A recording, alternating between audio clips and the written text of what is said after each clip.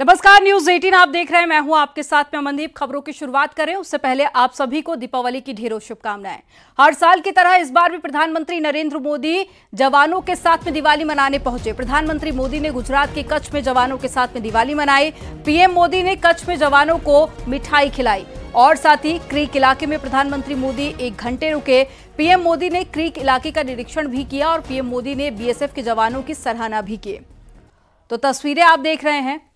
तस्वीरें 2014 से लेकर 2023 के आपके सामने हैं। हर साल जवानों के साथ में प्रधानमंत्री नरेंद्र मोदी दिवाली मनाने पहुंचते हैं और जवानों को मिठाई खिलाकर दिवाली की शुभकामनाएं भी देते हैं।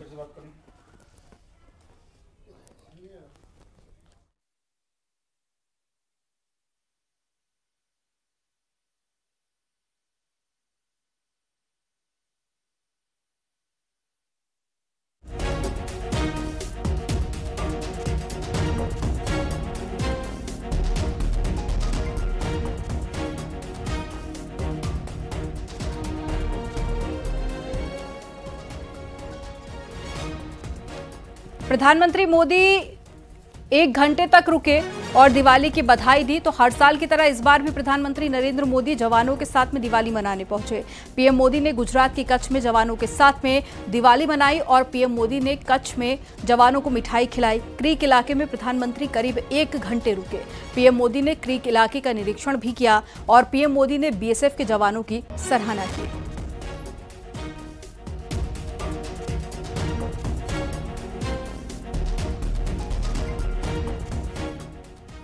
अब ये 10 तस्वीरें आपको दिखा रहे हैं। 2014 की तस्वीर, जब पहली बार पीएम बनने के बाद में नरेंद्र मोदी पहुंचे थे। दिवाली पर जवानों के बीच में बधाई दी, साथ ही मिठाई भी खिलाई और उस वक्त जवान काफी ज्यादा खुश नजर आए थे क्योंकि ऐसा पहली बार हो रहा था कि दिवाली के मौके पर देश के प्रधानमंत्री जवानों के साथ में दिवाली मनाने पहुंचे थे। और उसके बाद में साल 2015, 16, 17, 18, 19, 20, 21, 22 और 23 हर एक तस्वीर आपके सामने।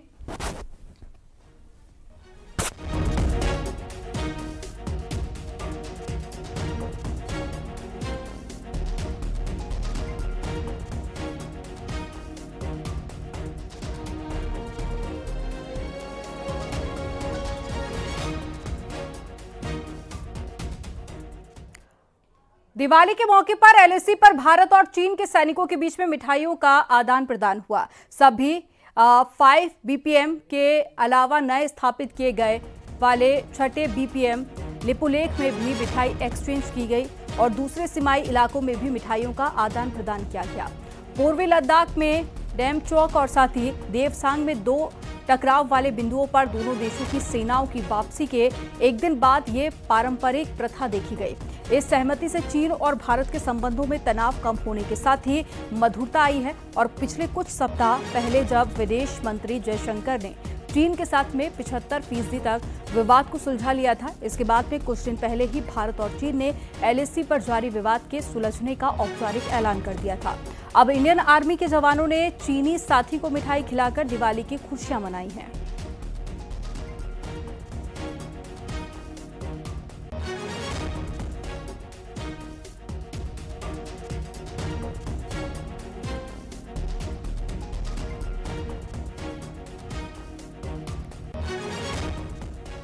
और ये 3 तस्वीरें आपके सामने, जहां सीमाई क्षेत्रों में मिठाइयों का आदान प्रदान किया गया और जो नई एलएसी पर टीम बनाई गई है वहां पर भी मिठाइयों का आदान प्रदान करके दीपावली की शुभकामनाएं दी गई। तो भारत और चीन के बॉर्डर की ये तस्वीरें आप देख रहे हैं, जहां पर दोनों ही देशों की सेनाओं ने एक दूसरे को मिठाई देकर दिवाली की बधाई दी। कानपुर में सीसामऊ इलाके में धमाका हुआ है जिसमें एक शख्स की मौत हो गई और एक गंभीर रूप से घायल हो गया। उसका अस्पताल में इलाज कराया जा रहा है और साथ ही पुलिस जांच में सिलेंडर फटने से धमाके की खबर सामने आई है।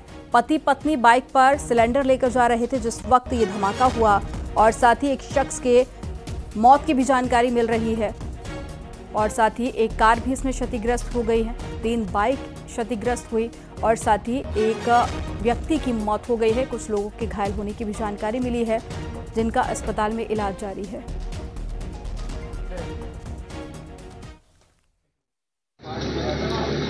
सुरेंद्र सीसामऊ थाना अंतर्गत एक सुरेंद्र जी हैं, वो अपने पत्नी के साथ सिलेंडर भराने के लिए मोपेड से गए थे। वहाँ से वापस आ रहे थे और साथ में उन्होंने कुछ शायद पटाखे भी लिए हुए थे। घर के सामने जो है बाहर जो है उनके एक सिलेंडर फट गया, जिससे उनकी डेथ हो गई है और उनकी पत्नी घायल हैं। उनको घायल अवस्था में हैलेट हॉस्पिटल में एडमिट कराया गया है। शेष अन्य बिंदुओं पर गहराई से जांच हो रही है। फोरेंसिक टीम आ गई है, जो अन्य पहलू में उन पर भी जांच की जा रही है।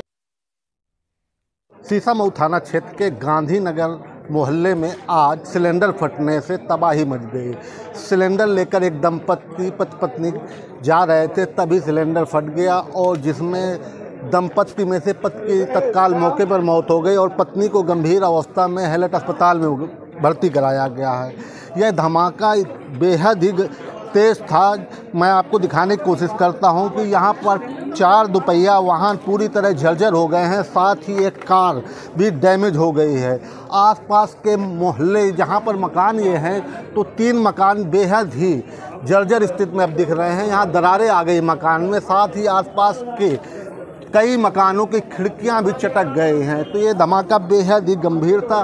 पुलिस के आला अधिकारी मौके पर उन्होंने मौके का जायजा लिया है। पहले अंदेशा लगाया जा रहा था कि दीपावली का त्यौहार है, शायद बारूद अथवा पटाखों से यह धमाका हुआ है, लेकिन फॉरेंसिक जांच के बाद स्पष्ट हुआ है कि सिलेंडर फटने से यह घटना घटी है और यह धमाका इतनी जोरदार था, यहाँ से 1 किलोमीटर तक यह धमाका सुना गया। फिलहाल हालात काबू में हैं और अब मामले को संभाल लिया गया है। कैमरामैन रोहित निगम के साथ Om Mishra, news 18 Kanpur. Greater Noida west के बिसरख थाना क्षेत्र में एक भयंकर हादसा हो गया। तेज रफ्तार कार ने सड़क पर चल रही महिला को रौंद दिया।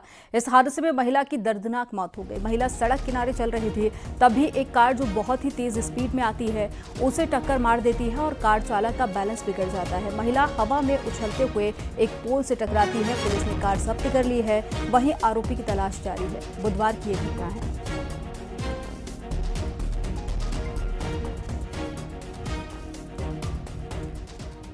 अब आपको राजस्थान में हुए एक खौफनाक हादसे की तस्वीरें दिखाते हैं। घटना अजमेर के किशनगढ़ की है, जहां पर एक तेज रफ्तार कार ने 3 लोगों को टक्कर मार दी, जिसमें तीनों लोग घायल हो गए, जिन्हें इलाज के लिए हॉस्पिटल ले जाया गया। हादसे का सीसीटीवी वीडियो भी सामने आया है। घटना बुधवार की बताई जा रही है।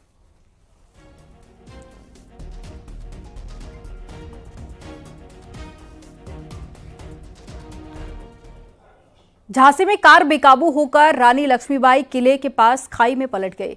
शहर कोतवाली क्षेत्र की यह घटना है और किले की खाई में कार के पलटने की सूचना पर मौके पर पहुंची पुलिस ने कार के नीचे दबे लोगों को बाहर निकाला और पुलिस ने इलाज के लिए जिला अस्पताल में भर्ती कराया। बाद में पुलिस ने क्रेन बुलाकर कार को बाहर निकाला।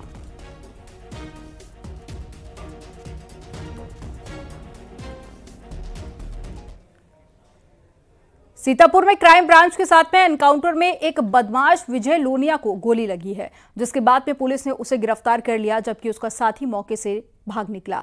विजय लोनिया पर 20 केस दर्ज हैं और उसके ऊपर 25,000 का इनाम भी घोषित किया गया था और उसके पास से एक तमंचा, भारी मात्रा में कारतूस और बाइक भी बरामद की गई थी। इमलिया सुल्तानपुर थाना क्षेत्र में ये एनकाउंटर हुआ।